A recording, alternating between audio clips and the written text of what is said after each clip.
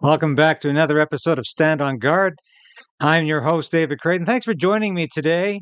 And we're going to be talking about why Justin Trudeau needs to. So we are in a very precarious position in this country. We need political change, but we also need to resolve to resist.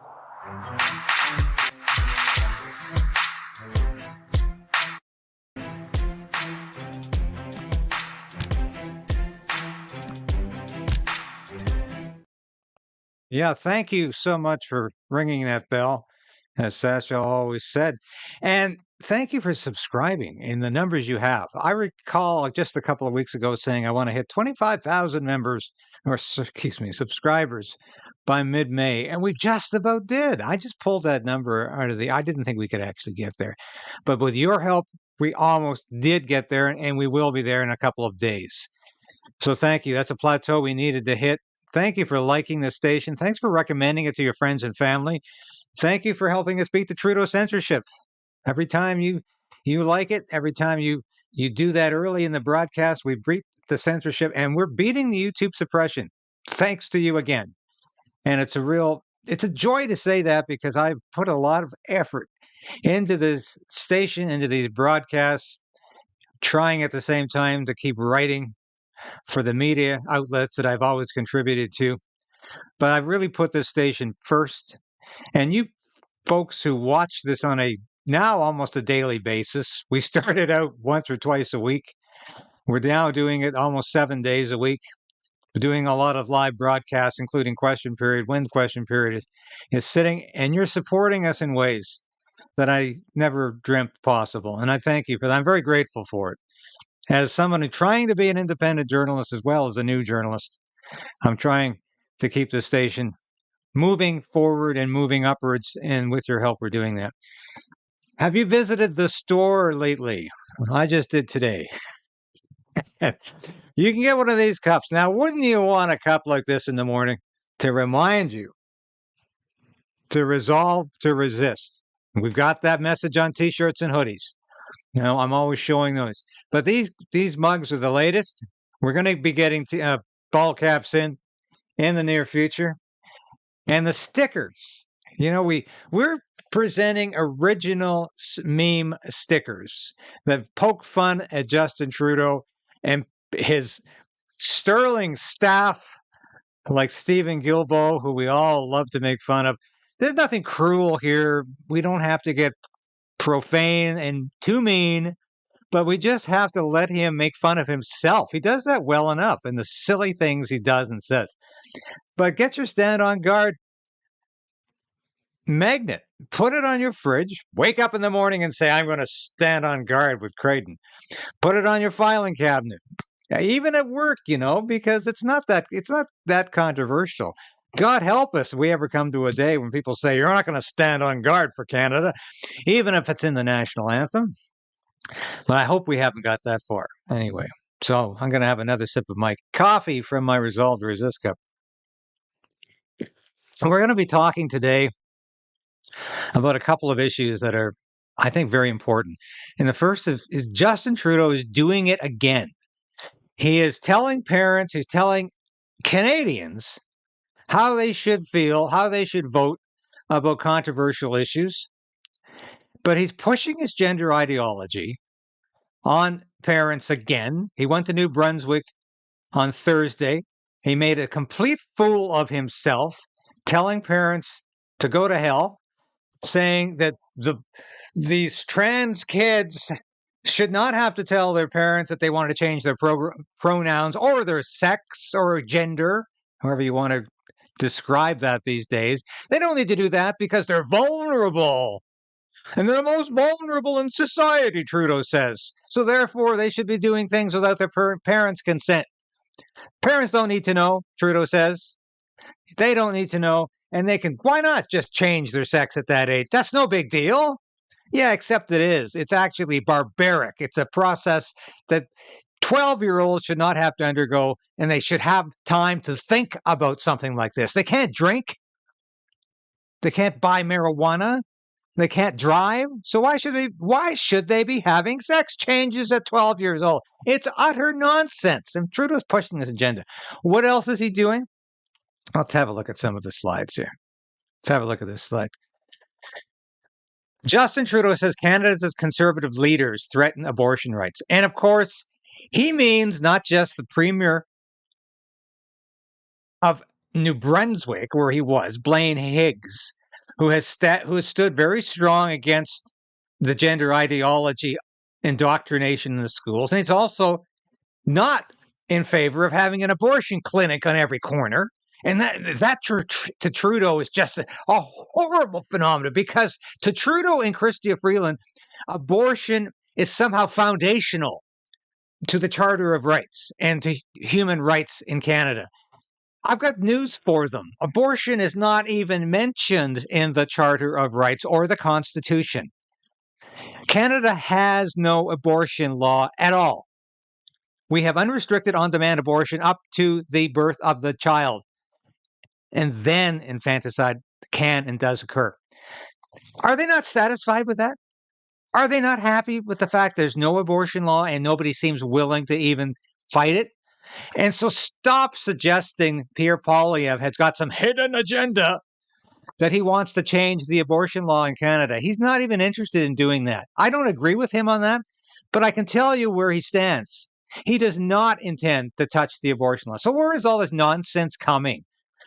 Why does Trudeau suggesting that Pierre Poilievre wants to use the notwithstanding clause to change our abortion law? Well, we'll get into that in a minute. And we'll explain where the notwithstanding clause actually came from. But listen to Trudeau spout off here in New Brunswick. It's disgusting. We do have issues with the current government of New Brunswick, not just their desire to scrap the fight against climate change by eliminating the price on pollution and the checks that land in Canadians' pockets, but also on the issue of making sure that we're not further vulnerabilizing our most vulnerable kids. I trust parents, I trust schools, and I... Further vulnerabilizing? Is that a word? This is the guy who barely got through university. Actually, went to drama school. But this is the guy who is making up words as he goes along because he can't even keep to a script. No, he doesn't trust parents. That is a blatant lie. He wants to overreach parents. Don't think we should be trying to score political points off of kids who are incredibly vulnerable, who shouldn't be targeted by political parties wanting to get elected or re-elected. What a hypocrite. Who's targeting these kids? You are. You're making them vulnerable. Sex changes at 12 years old? You think that's a good idea? You think that's something children should have to be faced, a choice children should have to be faced with? You think that makes them less vulnerable, you fool? This man is just incapable of a coherent thought. That goes right across the country. I also will continue to stand against Blaine Higgs' government for not respecting women's rights to choose. It is on the government of New Brunswick to demonstrate that they are going to be there to protect women's rights right across the province. The shutting down of health and reproductive services offered by Clinic 554. Notice the euphemisms here. It's not abortion services. It's not aborting fetuses. It's health and reproductive services, when it's got nothing to do with reproduction, actually. It's to end reproduction.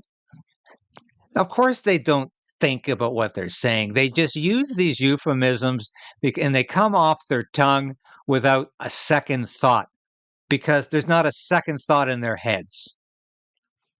Unwillingness to engage in allowing women to actually choose what happens to their future and their bodies is a disgrace. And I will continue to call out the government of New Brunswick and any conservative leader across the country who continues to go after women's rights. Indeed, we're seeing what happened in the United States with the reversal of Roe versus Wade. Well, Roe versus Wade happened 15 years before anything happened in Canada in terms of the Supreme Court decision. So we know that it's not that Roe versus Wade couldn't happen in Canada. It's that it's more likely to happen in Canada, particularly with Conservative leaders who continue to not stand up for women's rights. But I do have issues with the current government. Okay, wise guy. So what are you talking about here? What is Trudeau talking about that happened 15 years after Roe versus Wade in the United States? The Supreme Court of Canada in 1988, excuse me. And I remember I was working as a journalist, a newspaper editor at the time, and I wrote an editorial about this. The Supreme Court said that the current abortion law was unconstitutional and they struck it down. That law has not been replaced since. Not since. There is no abortion law in Canada. None. Trudeau not satisfied with that? Does he not think that's enough for his pro-abortion activists? Is that not enough for Justin Trudeau? No, apparently not. Even the complete lack of an abortion law, so it's a Wild West, it's open season on the unborn in this country, and it has been since 1988. There was one single attempt to replace the law under the Brian Mulroney government. It failed, and no government has tried since. So what does that mean? We have no abortion law, as I said, and that should be just great with Justin Trudeau. So what is he squawking about? Does he really think Pierre Poilievre, the first thing he's going to do is start agitating for a new abortion law in Canada? How stupid does he think Canadians are? I don't care where you are on the issue of abortion, whether you're completely pro-choice or you're completely pro-life or somewhere in between.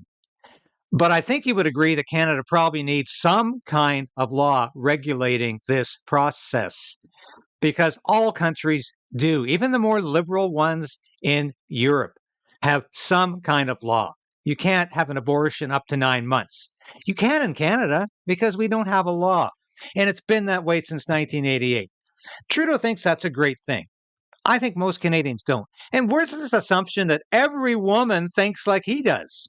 Every woman thinks abortion should be available all the time, 24/7, any day, any time of the day, and any time during the trimesters. That is not true. A lot of women are just as pro-life as men, and vice versa. It's got nothing to do with the sex or gender of the person. It's everything to do with theology, ideology, philosophy, the way they look at life, when they believe conception starts, when they think life begins. That is what dictates how a person feels about abortion, not the sex or gender of a person. That is Justin Trudeau's mythology, but he lives by mythology. Now, Democrats in the United States and pro-abortion people, or I'll call them pro-choice just for the sake of argument, they used to say abortion should be safe, legal, and rare. Now they're saying it should be abundant. Now they're saying it should be something that we should all be proud of. That's the line we crossed, and that's how absurd Justin Trudeau is. He calls it a disgrace not to have an abortion clinic on every corner. That is an absolutely infantile remark to make from an absolutely infantile individual. Now, that is Justin Trudeau at his usual. And he doesn't think abortion should be safe, legal, and rare. He thinks it should be safe, legal, and available all the time. And that's where he's coming from in this issue. If he wants to know what a disgrace is, look in the mirror every morning when you shave, if you shave, when you shave. Look in the mirror. That's a disgrace. You're a disgrace to Canada. You're a disgrace to public morals. You're a disgrace to your own private morals. You're supposed to be a Catholic. You're supposed to be a good Roman Catholic who had an audience with the Pope. Why don't you adopt some of your own religious principles? Stop being a smorgasbord Catholic, because that's all you are. And that's a disgrace, Justin Trudeau. And I'll debate you any day of the week with that one. Although I don't think it would be a challenge to debate you at all. Now, why is Justin Trudeau also saying that Pierre Poilievre wants to use the notwithstanding clause? So let's have a look at the CBC report, which is actually not too bad. yesterday. Tell us about your view of the court. Could you clarify on the notwithstanding clause, sir? Pierre Poilievre is getting a lot of attention for plans to alter the rules of justice, including changing how violent criminals are punished. Multiple murderers will stay in maximum security, and by the way, they will have consecutive, not concurrent sentences. Multiple murderers will only ever come out of jail in a box. Monday, he suggested to a police conference he was ready to make many changes. And if those changes violate the Constitution, we will make them constitutional using whatever tools the Constitution allows me to use to make them constitutional. That tool is the notwithstanding clause, the override switch for all the other charter rights. Invoked by some provinces over the years, no federal government has ever used it. It hasn't been used in 40 years, and to think that it would be used in this particular case to impose what a court has already deemed to be cruel and unusual punishment towards prisoners is really just, surprising, shocking. Pierre Poilievre just proposed to override the fundamental freedoms and protections of Canadians. That's not right, and it's not responsible. Poilievre argues democracy will act as a check. Democratically accountable to the people, and they can then make the judgments themselves on whether they think my laws are constitutional. He wouldn't say how often he wants to lean on that override switch. How often are you willing to use the notwithstanding clause to change? Instead of answering, Poilievre points to the Quebec City mosque shooter who killed 6 people. The Supreme Court ruled he couldn't face more than 1 life sentence. Poilievre would change that rule. It will be consecutive sentences, so it'll be 6 life sentences, and we're going to make sure that it is jail, not bail.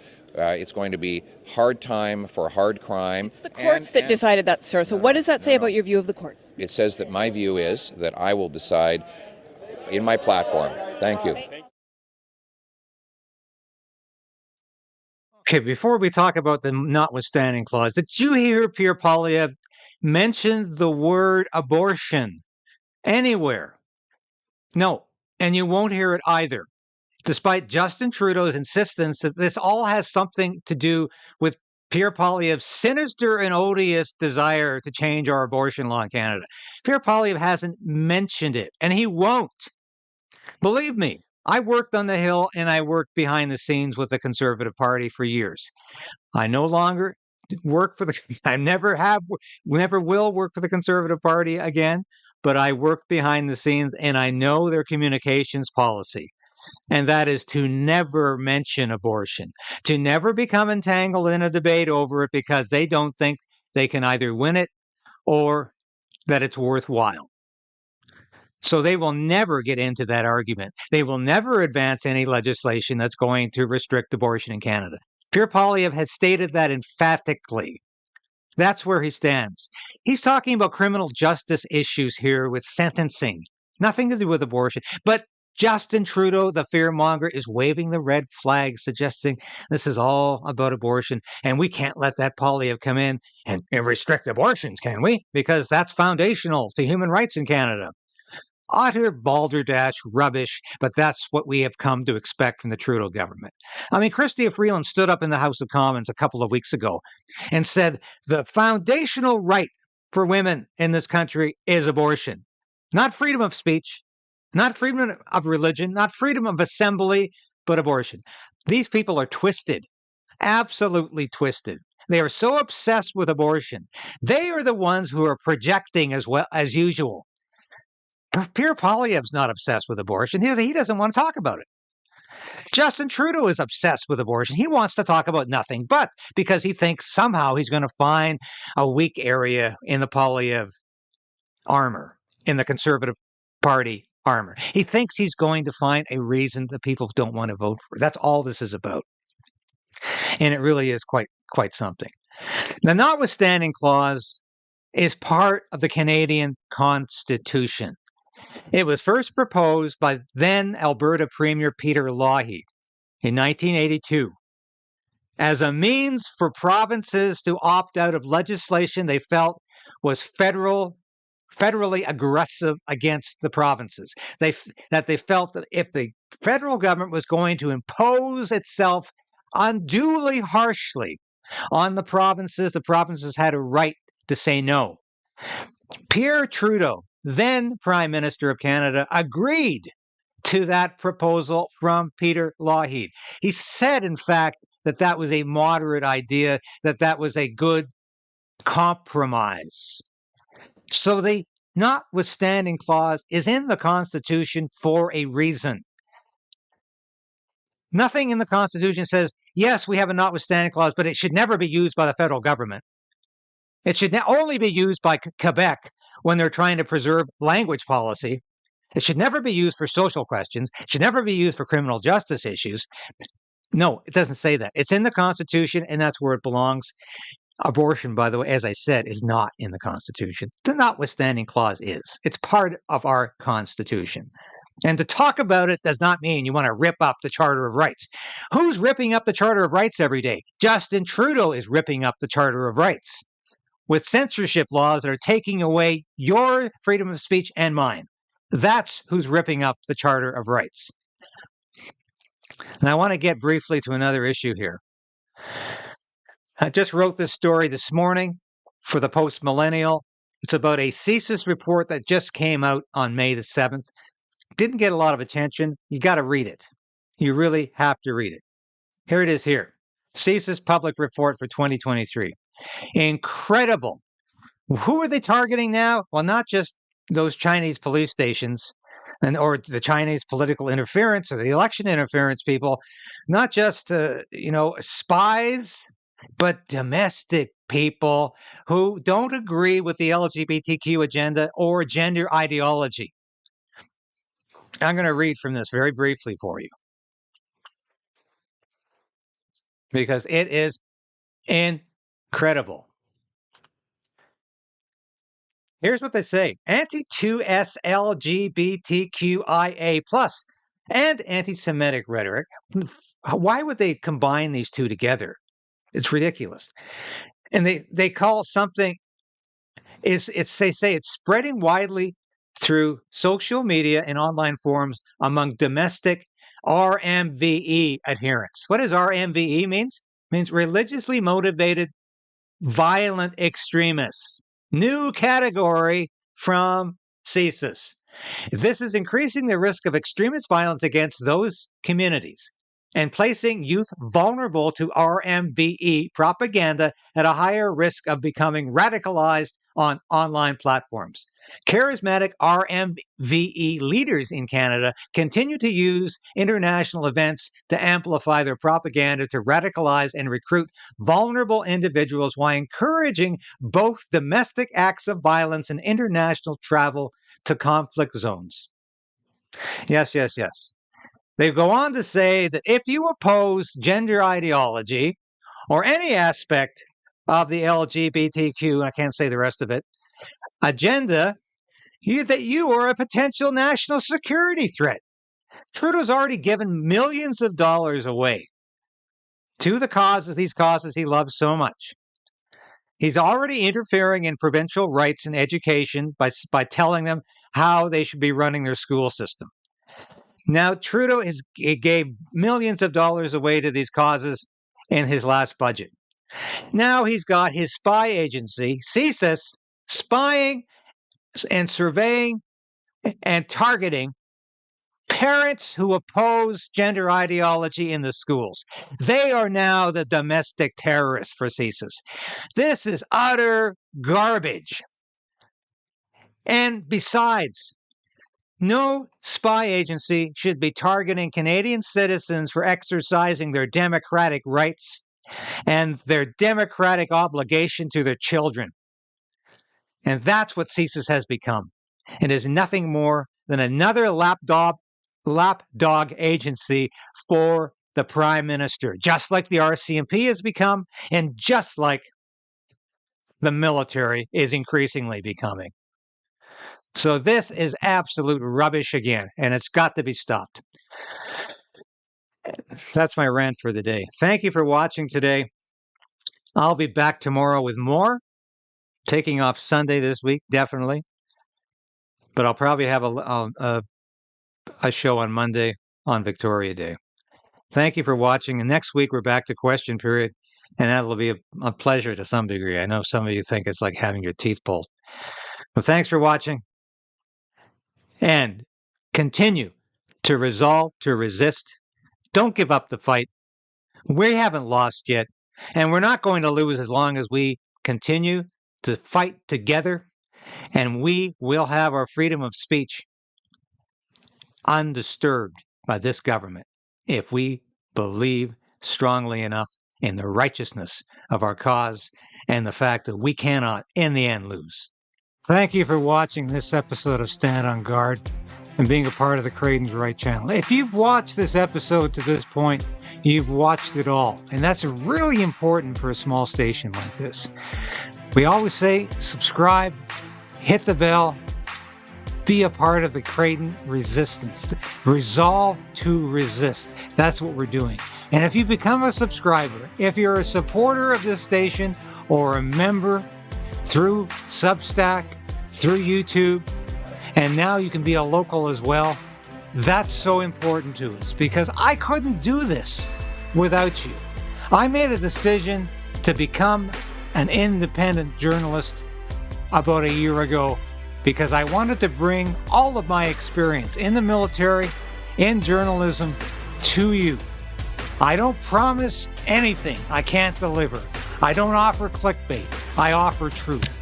The truth is out there, and it's my job to bring that truth to light and to you. Thanks for being a